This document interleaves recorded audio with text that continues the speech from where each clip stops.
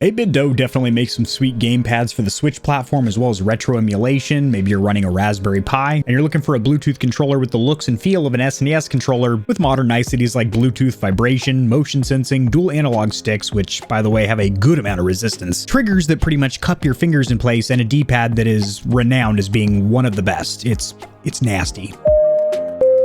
This is your controller captain. We've reached 6,900 feet. Go ahead and start flicking the sticks and mollywopping the back paddles. You don't like back paddles? How about those rear buttons? We've tested almost 100 custom and premium controllers, and we're only at the beginning. You need a thumbstick guide or a tutorial on how to overclock your controller? Check out the controller playlist. Bing bong. Controller captain out. A quick disclaimer for my audience, the Stallions and Stallionettes. These controllers were sent for review, but this is going to be an honest, comprehensive review. I haven't been paid or told to say anything about them, so if there's any cons, shortcomings, or areas of improvement, you're going to hear about it. So these companies make better products over time. As for the packaging and included accessories on 8BitDo's SN30 line, if you do get the gray variant, which is $45 on Amazon, it will come in an all gray box. However, if you get a custom color such as green or purple, it's actually going to be color coded to match your controller, which is pretty nice. Little designation in the bottom left corner that this is the Bluetooth model, as the Pro Bluetooth is the latest version or iteration of the SN30 line that's been around for a long ass time. But these are notoriously popular in the Nintendo community, mostly for the D-pad. I'm just gonna break into the purple box because this one is gonna be getting sent out to one of you Stallions or Stallionettes, the first one to drop 8-bit in the comments section. This box is gonna pop up on your doorstep. It's getting hot in here, muy caliente. I'm sweating like a son of a gun, having big fun. Can't turn on the AC because that'll degrade the audio quality, and we don't want that. As far as compatibility, this is gonna work on Nintendo Switch. However, this will also work on Windows 10 and 11 PC, Android devices, Mac OS, Steam, as well as Raspberry Pi single board computers, so that is awesome for your retro emulation.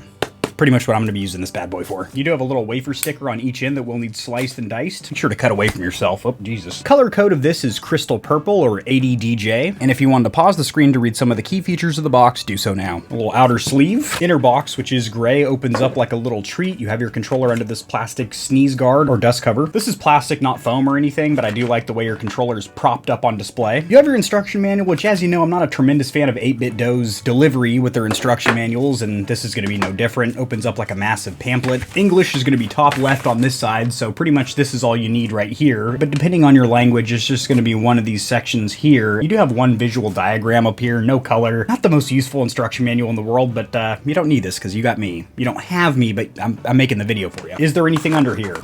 No, and actually you can't even really remove this. This is like, it wasn't meant to do that. It was adhesived in there. You have a very short 3-foot rubberized cable. 8BitDo branding on the USB A and C side, no dust covers. Relatively lightweight and flexible, but it's just rubberized, not braided or microfiber. As this isn't a permanently affixed cable, it is modular. You can detach it and bring your own, preferably something longer and maybe a little bit sexier. Did that guy just refer to USB-C cables as sexy? What a weirdo. I subscribed. You're gonna have a little plastic dust cover, ASMR coming at you.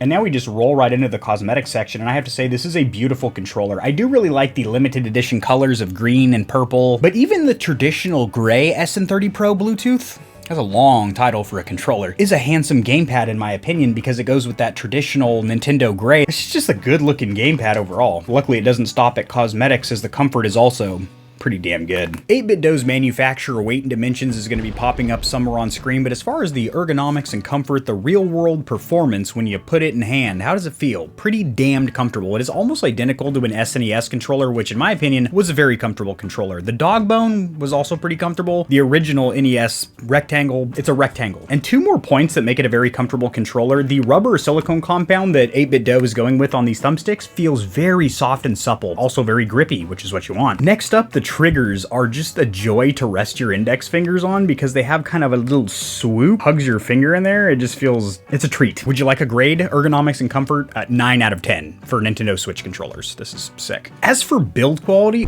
I have a better camera angle for this. Hi, sweetheart. As far as build quality, I'm not going to harp too heavily on this section because 8BitDo makes pretty much budget or entry-level controllers. Their most expensive model stops at about $70, and they have controllers starting at $25. Not saying that's cheap, however, that's not pro controller territory, and and that definitely dawdles around standard or OEM controllers, which we know do not have good quality control reputations. And 8BitDo somewhere on that line. Obviously it's pretty cheap plastics and whatnot, but unless this controller takes a drop onto hard floor, this should be absolutely fine. There's no creaks and moans and groans when I do the stress or flex test, no huge panel gaps, and I'll probably do a disassembly myself on the channel. I'm gonna give build quality an 8 out of 10 and a QC or quality control reputation a 8 out of 10 as well. Repeat, an 8 out of 10 as well. As for the D-pad or direction buttons, I am a huge fan, as is the majority of the gaming community. In fact, recommended to be reviewed specifically for the D-pad, and I see why. Has a little pivot ball in the center, which makes roll-offs a real joy. You can get some accidental actuations on diagonal inputs because it's a little bit sensitive there. Other than that one issue, this D-pad is second to none, not only on Switch, but pretty much any membrane D-pad that I've felt for any platform. It requires a good amount of resistance, some decent thumb strength, so hopefully you've been doing your curls. But then you get a very distinct actuation that lets you know positively that you just hit that button. Roll-offs are pretty easy, although a little bit too easy. You do get those false diagonal actuations sometimes, but I will have linked in the description below an article from a very proactive Reddit user that tried 5 or 6 different fixes to make it less sensitive in the diagonal inputs. This is just an absolute joy in the D-pad department, and I will be giving it a 9 out of 10. Repeat, a 9 out of 10. Where the hell did that extra point go?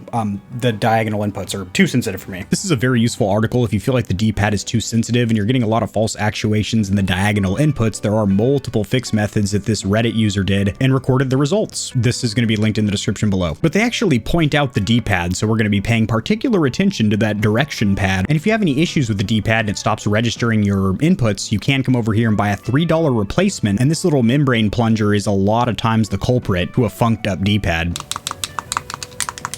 As for the face or action buttons, a couple things I do like and a couple things I don't like. What I don't like, obviously the appearance, they are very glossy, which is gonna collect fingerprints and micro scratches like nobody's business. I'm also not a tremendous fan of the fact that they're not labeled with any lettering, A, B, X, Y, it's just labeled on the outside of the gates. And the final complaint is that they are relatively noisy. Go ahead and cut that background music there, DJ. DJ Big Dog. Now, by no means is that going to really disrupt your squad when you're on the couch playing a Smash Bros tournament or something, but it's not the most quiet thing in the world.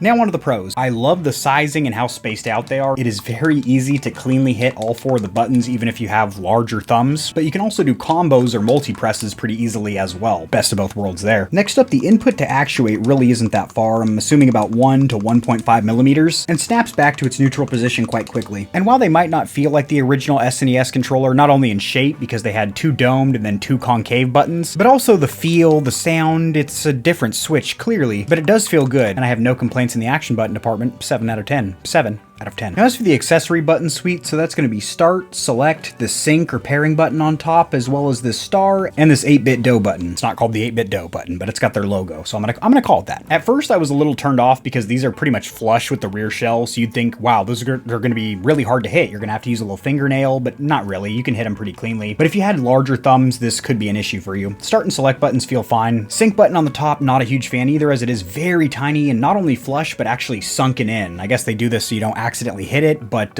what happens when you want to hit it, when you want to pair this? It's kind of hard to hit. Overall, just not a fan of the layout and feel of all of these accessory buttons. I'm going to give them a 5 out of 10. They're not terrible, they're serviceable, they work. They're just not great. Now, as for the joysticks or thumbsticks, I am a big fan. First of all, the resistance is, there's a lot of it. These almost feel like increased thumbstick tension thumbsticks that you would pay for from Battle Beaver or Evil controllers or the Elite Series 2, which actually has a tool where you can adjust the thumbstick tension. These feel like they do have increased tension. I don't have the exact grams of strength or anything required. I don't have my, I don't have the equipment here for that. That's in the test lab. I will tell you, just from having my niblets on the giblets, a perfect balance of resistance. It's not going to wear you out in a long gaming session, but it does make you feel like you have to have deliberate movements of your character. That feels great. Despite the fact there's no anti-friction rings, it is pretty smooth around the outside of the thumbstick gates. And as for the shape, these are very, very similar, if not identical, to what PlayStation 4 and 5 controllers use, which is a hybrid stick that is both concaved and convexed. And I'm a big fan, not only of the shape, but I mentioned earlier, the rubber silicone compound, very grippy and very comfortable. Clicking down the thumbsticks feels quite nice as well. Let's hook it up to the PC for a little technical analysis, but unless we find any craziness over there, these are going to be an 8 out of 10 for me. Repeat, an 8 out of 10. Pushing as high as I can grade a potentiometer thumbstick module without feeling guilty. Over here in Gamepad Tester, we are listed by name as an 8BitDo SN30 Pro, and what I'd like to see is the axes 0, 1, 2, 3, and 5, which is the vertical and horizontal axes of both the sticks, snap back to a resting value of 0.00392, which means there is 0 out of the box stick drift. Love to see that. Also very, very tight dead zones as I just barely feather my fingers over those thumbsticks. It starts registering my inputs. Love to see that. As for the bumpers, no complaint. Placement's good. Also require a decent amount of resistance. The only thing I don't like, if you're someone that presses the bumpers with the tips of your finger up here, since these are on a swivel or hinge mechanism, these don't feel very secure up here. It will still actuate the switch. It just feels janky. But if you hit the bumpers like this, they feel great. As for the triggers, I mentioned that I am a fan of the shape as it kind of holds your finger in place. Also, the switch to actuate them feels very nice, very short pull. 7.5 out of 10.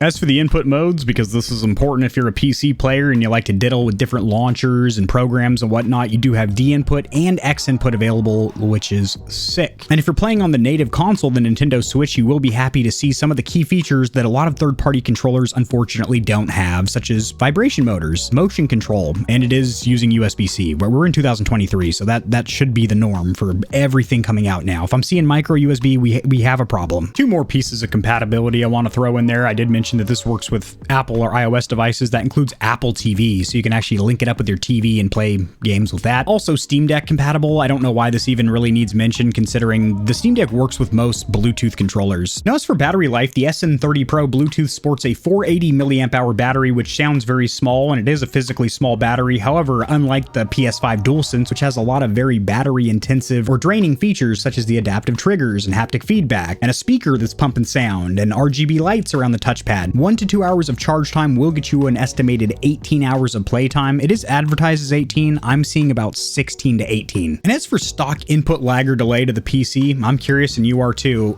We don't have a 360 controller plugged in. Let's spoof the PC into thinking that this is for the Xbox 360. Oh good, Rewaz doesn't have any support for this controller. So what is the verdict? Is this third-party controller worth a pickup? I would say it depends on your gameplay style, but if you play a lot of retro games, a lot of platformers, this is perfect because it feels almost identical to an SNES controller, but with modern niceties like triggers and Bluetooth and vibration. Not only do I have zero complaints about these controllers, but I think the D-pad is phenomenal. I like the action buttons, I like the triggers, and at the price point, I think these are a fantastic pickup for not only Switch, but also if you're playing retro games on PC as well, as it does have D and X input, so you're gonna have a lot of compatibility there. These are linked in the description below. Remember, the first Stallion or Stallionette to drop 8-bit in the comment section will get contacted by moi, and I'll send out that green controller to you. Drop in the comment section below your opinion of 8BitDo, as well as any controllers you'd like featured on the channel, and I'll see you Stallions and Stallionettes tomorrow.